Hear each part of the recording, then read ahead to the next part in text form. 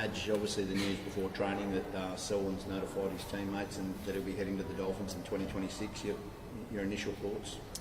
Well, this year is a really important year for Selly and for everyone. So he loves the place, and obviously it's always tricky when you're dealing with salary caps and the availability of what you can keep at the club. So it's a tough one. I really enjoy catching Selly. He's a great man, but it's part of the game. Unfortunately, not everyone can stay. But one thing we do know is that he's been training really well over the last sort of month, and he's getting himself into good shape to be able to put himself back into the picture of what we're after.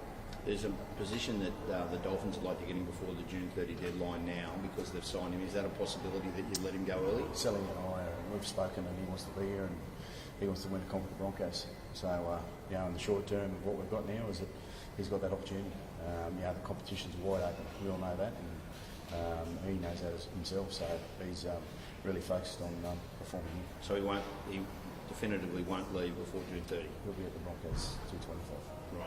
He wants the premiership. He's got to play first grade. Like, will he get a chance to go back and play? Well, he knows what he needs to do, and he's working towards that.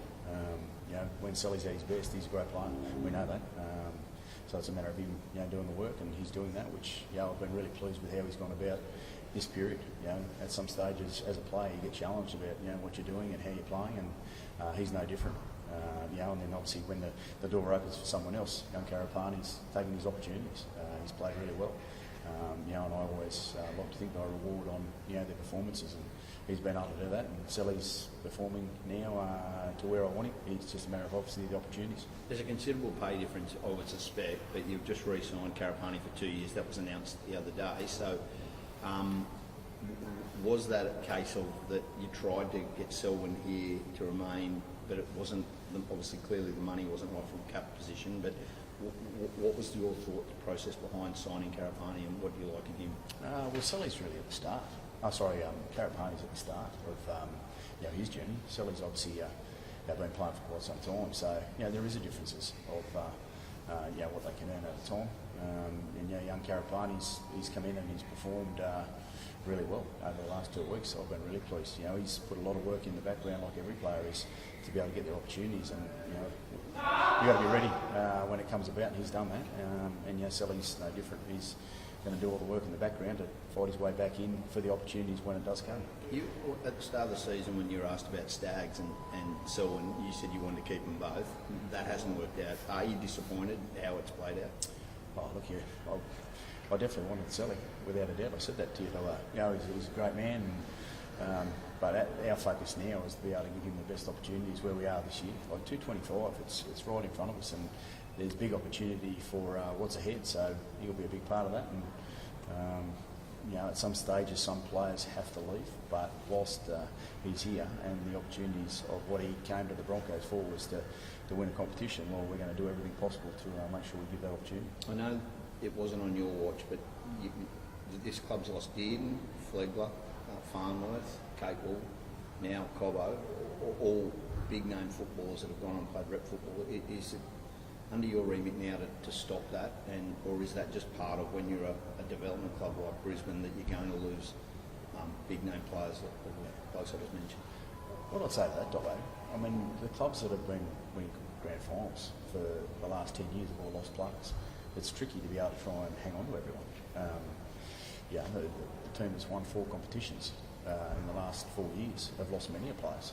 You saw a lot of them playing last night for another team. So, that's part of the game. So it's that understanding and trying to fit everyone in.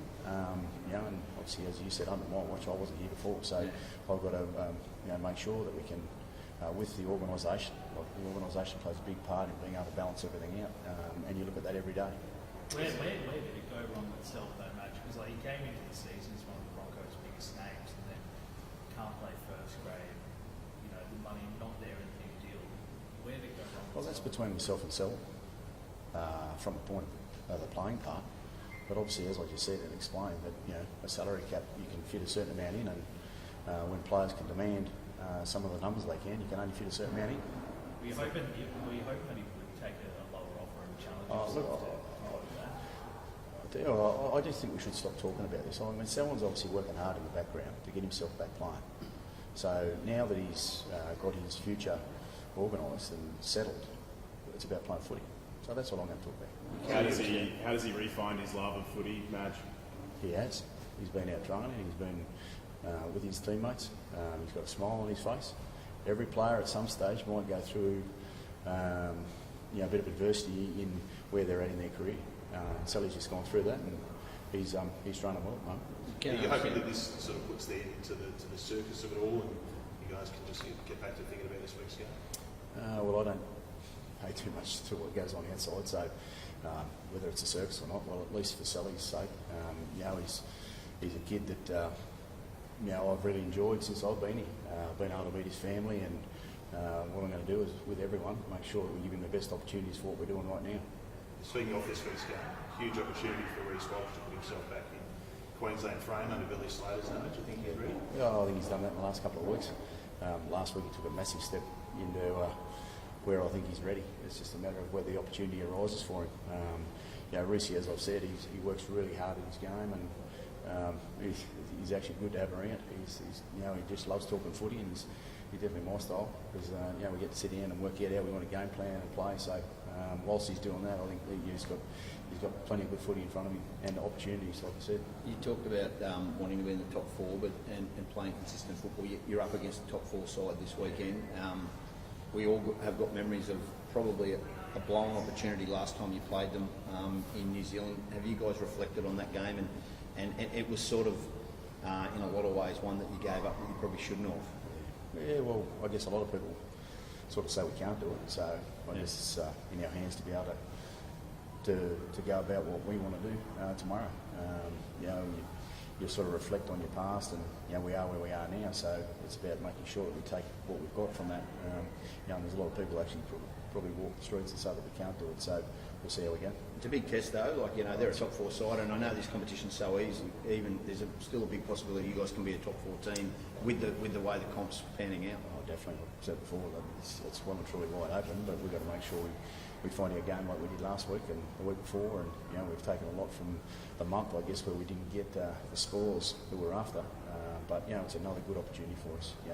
We are playing against a good team, but also too we know what we're capable of doing, and if we find that, then I'll be pleased as a coach and we'll as a playing group. You've got the Beanies for Brain Cancer, Mark Hughes Foundation. It's an important foundation and important as well. Yeah, well, it's the best part of our game. I think we can represent a lot of great things. We had the black jersey recently, which was very special, and obviously this is really special too because it saves a lot of people's lives. So one thing about the playing group, they represent these things really well. They understand that, and I think to be able to be with my players and they understand the importance of these things. We've just had a couple of little kids out there, being welcomed. They've got a few challenges, and to see them galvanise around our players or be around our players is pretty special. So we're very fortunate in what we do. I don't want to circle back too much, but can you understand from a fan's perspective with the optics of just losing Cobbo? He's been a crowd favourite. I understand you can't fit everybody in, I get that, but I know it's out of your control, but the optics from the fans, the members, they'll be disappointed to lose a hero like that, and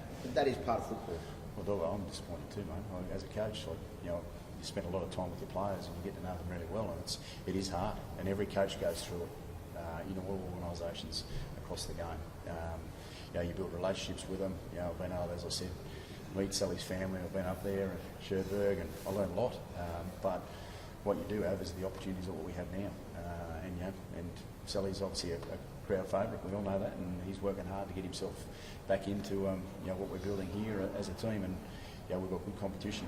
Dan Marin's working hard too. He's a great player in himself. So I'm fortunate as a coach that I've got those players, and now it's up to Sally to go and do his thing now to give ourselves the best opportunity this year. Is the 9 position and the 14 position, is this an audition for when Ben comes back next week?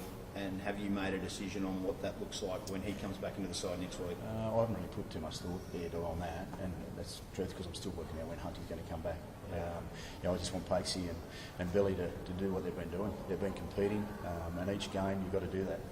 I've been really pleased with both of them over this little period of time, so obviously it's a good headache to have.